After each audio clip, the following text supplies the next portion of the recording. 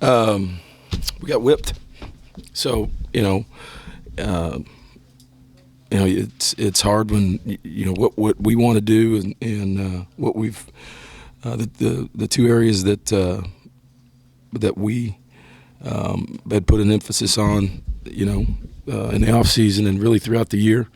It just came down to it. Mississippi State did a lot better job at running the ball, and we couldn't stop the run today, and we couldn't run it, and so those are the numbers, and that kept them in some real short yardage situations, and what were they, 11 of 18 on third down, and 4:15. So we didn't stay on the field either. So, basically it came down to that. I mean, they were able to run it and we weren't, and they dictated play today.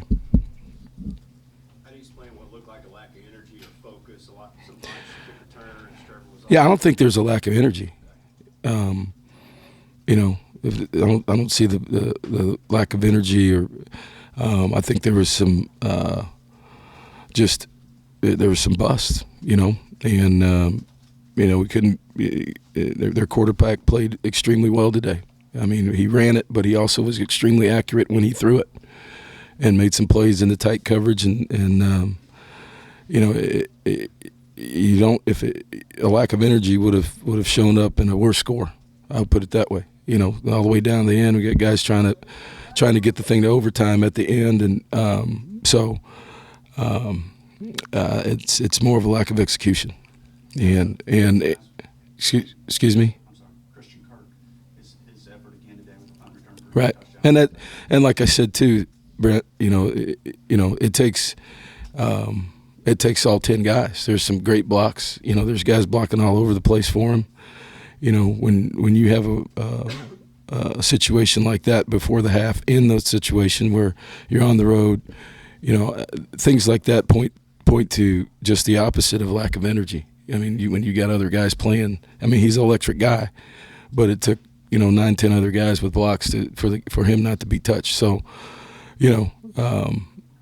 but we didn't. When it came down to basically what I said, they ran it. We couldn't stop them from running the ball, and then we weren't effective enough offensively, consistently enough to win the game. Why do you feel like you couldn't run the ball? I don't know. I have to watch the tape. I thought, we handed off. We lost interior lineman today to serious knee injury.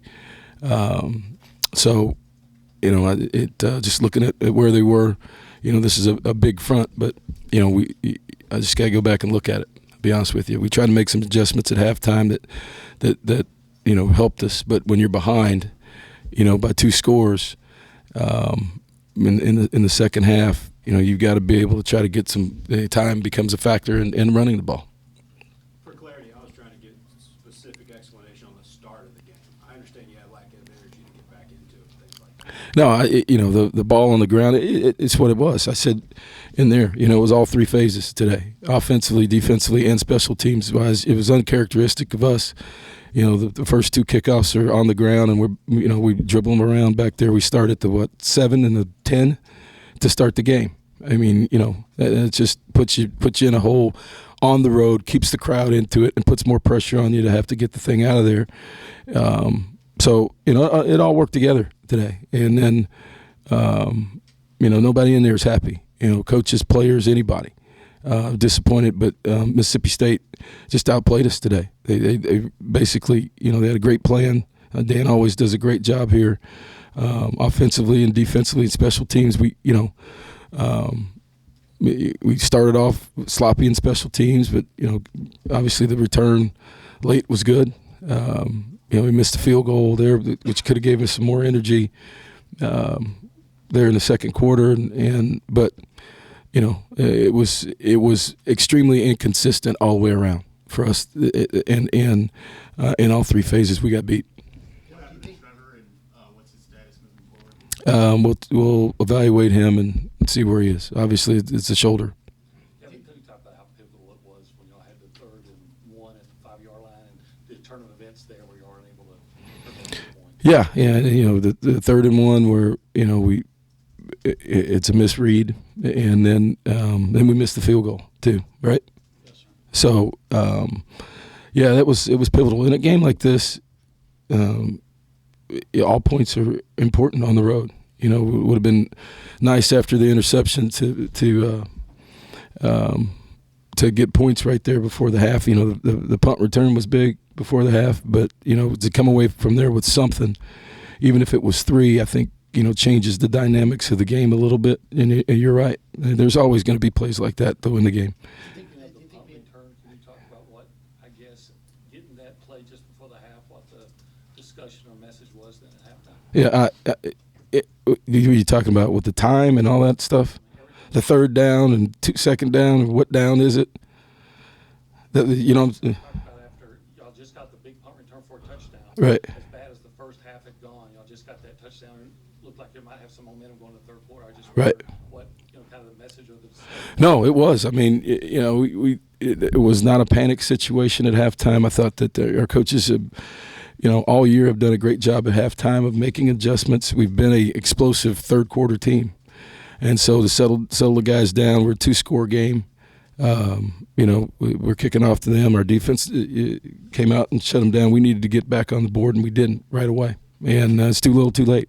Do you think that what happened early in the week, being ranked number 4 in CFP, had any effect on I don't know. People are probably going to say that, and I don't think these guys acted like it. I didn't see that reaction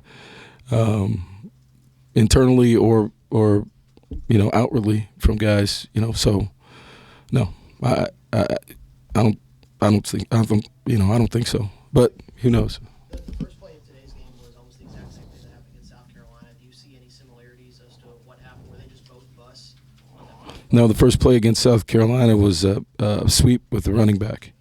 The first play today, the quarterback kept it. And so it was more internal than it was a perimeter play. So, they had obviously a good plan today with the quarterback read. He's leading the league in rushing, as a quarterback and quarterbacks in rushing. Like I said, I got to go back and look at it, but that's very disappointing. They replaced Dak with him, and it didn't look a whole lot different than what he did. No, today he was, he's been up and down throwing the football as a young guy, and you knew he's getting better. He's got a live arm. He's a big guy, and a really, really good athlete. And he was highly accurate today. I mean, and he threw some balls into some really tight coverage today too. Some slants and some things like that. And completed. He was the best player on the field today. You mentioned the disappointment in the locker room. How do you guys bounce back? That's what we talked about. We still got a lot of football to play. And what we have to do is look at it for what it is, accept it for what it is, and coaching, playing the whole bit, all right, and go back to work and not let this affect anything more than today because we've got a lot to play for and a lot of games left. And, being back in Kyle Field is going to be a big deal.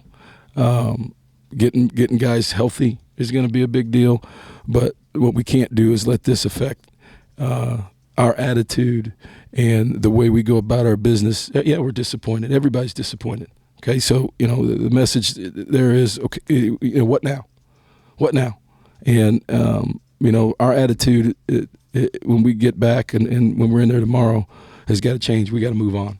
But as coaches and players, we got to own what happened today. How much did you miss Priest? We always miss Priest.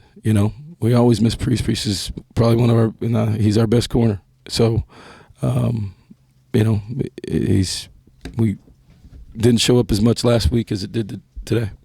Pleased that Jake gave you guys a chance to get in the ball game and maybe have a chance.